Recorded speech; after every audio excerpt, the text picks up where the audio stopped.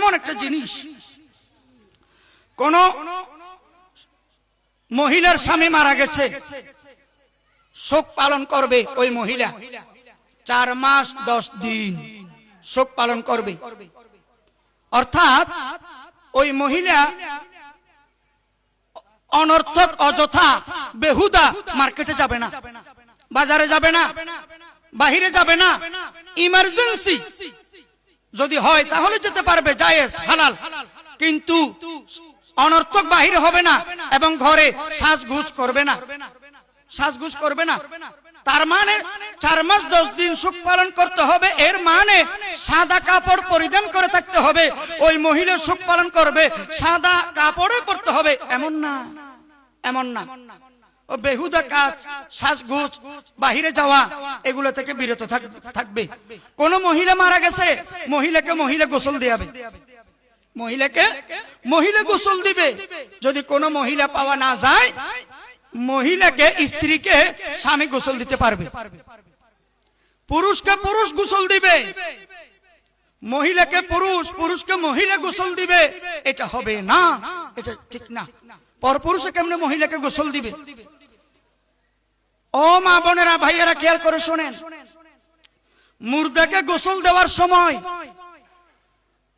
কোন দোষ ত্রুটি শরীরে দেখছে, যে গোসল দিছে সে এই দোষটা, এই ত্রুটিটা, এই দুর্বলতাটা পাবলিককে বলে নাই, গোপন রাখছে, আমানত রাখছে, কাউকে বলে নাই, বলা বলি করে নাই।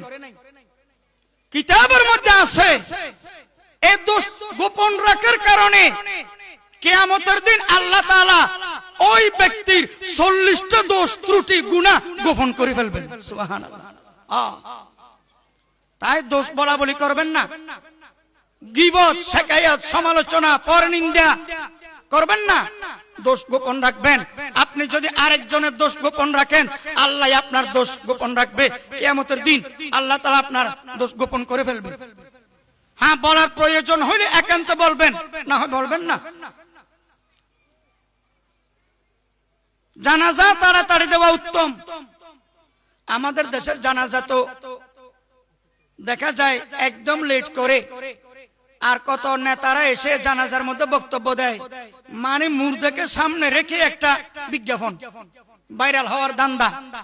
এই বক্তৃতা সেই বক্তৃতা, আপনারা বলেন জানাজা লেট করা ভালো নাকি তাড়াতাড়ি করা ভালো? আর জানাজা যত তাড়াতাড়ি পারা যায় দিবেন। জানাজা দেওয়ার পরে মুনাজাত দেওয়ার প্রয়োজন আর হয় না। কেন? জানাজাটাই হলো একটা দোয়া, জানাজাটাই একটা দোয়া। কেউ যদি জানাজা পড়ে, এক মুসলমান মারা গেছে, আর এক মুসলমানের তার জানাজায় গিয়ে শরীক হয়েছে, 1 কেরাত পরিমাণ সওয়াব আল্লাহ তাআলা তার অ্যাকাউন্টে দান করবেন। সুবহানাল্লাহ। আর যদি দাফন পর্যন্ত শরীক থাকে, 2 কেরাত পরিমাণ সওয়াব আল্লাহ তাআলা তার আমলনামায় দান করবেন। তো 1 কেরাত আর 2 কেরাত মানে কি আবার? অর্থাৎ 1 কেরাত 1 উহুদ পাহাড় পরিমাণ সওয়াব, 2 কেরাত 2 উহুদ পাহাড় পরিমাণ সওয়াব আল্লাহ তাআলা তাকে দান করবেন। জানাজার মধ্যে 4 তাকবীর ফরজ। আল্লাহু আকবার 4 বার বলে না, শুরুতে হাত তুলবেন, মাঝখানে আর হাত তোলার দরকার নাই। ঈদের সময় প্রত্যেক তাকবীরে হাত তোলে, জানাজার মধ্যে হাত বাঁধা থাকবে।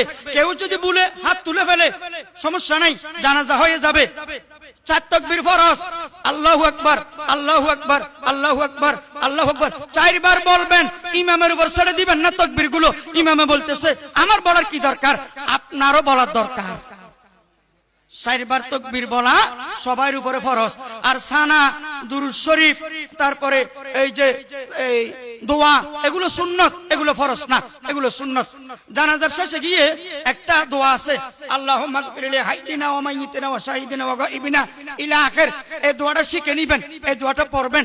যতদিন শিখে হয় না দোয়াটা পারতেছেন না, এই দোয়ার পরিবর্তে পড়বেন রব্বানা আতিনা ফিদ দুনিয়া হাসানা ওয়া ফিল আখিরাতি হাসানা ওয়া কিনা আযাবান নার। দোয়ার বদলে দোয়া। বলো হুজুর এটা পারি না, তাহলে আল্লাহুম্মা গফিরলি, আল্লাহুম্মা গফিরলি, আল্লাহুম্মা গফিরলি এটা পড়বেন, দোয়ার বদলে দোয়া। বলো হুজুর এটাও পারি না, তাহলে সূরা ফাতিহা পড়বেন। সূরা ফাতিহা একটা দোয়া। অনেকে জানাজা পড়ার সময় জুতার উপরে দাঁড়ায়, দাঁড়ায়নি, জুতার উপরে দাঁড়ায়। জুতা পাক থাকলে দাঁড়ানো জায়েজ, এটা ফতোয়া। তবে তাকওয়া হচ্ছে মাটির উপরে দাঁড়ানো।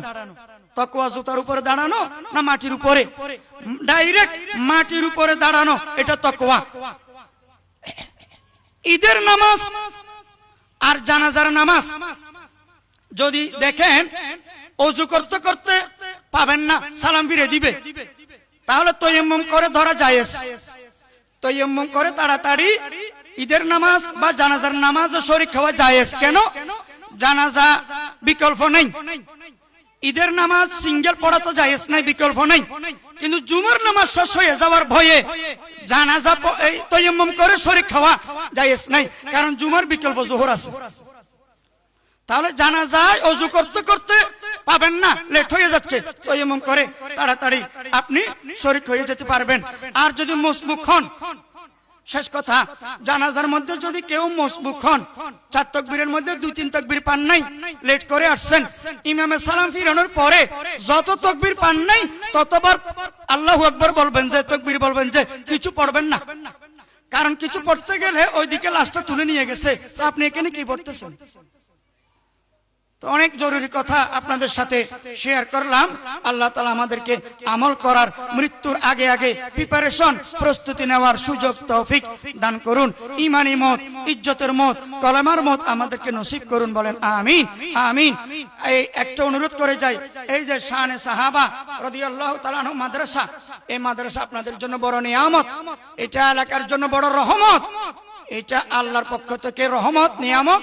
মাদ্রাসার প্রতি আপনারা খেয়াল করবেন, সন্তান দিয়ে, ছাত্র ছাত্রী দিয়ে, টাকা পয়সা দিয়ে, সময় দিয়ে, শ্রম দিয়ে, পরামর্শ দিয়ে, সিরাজ হুজুর, জালাল হুজুর আছেন এবং অন্যান্য আসাতাজে কেরাম আছেন, এই মাদ্রাসার প্রতি আপনারা খেয়াল করবেন।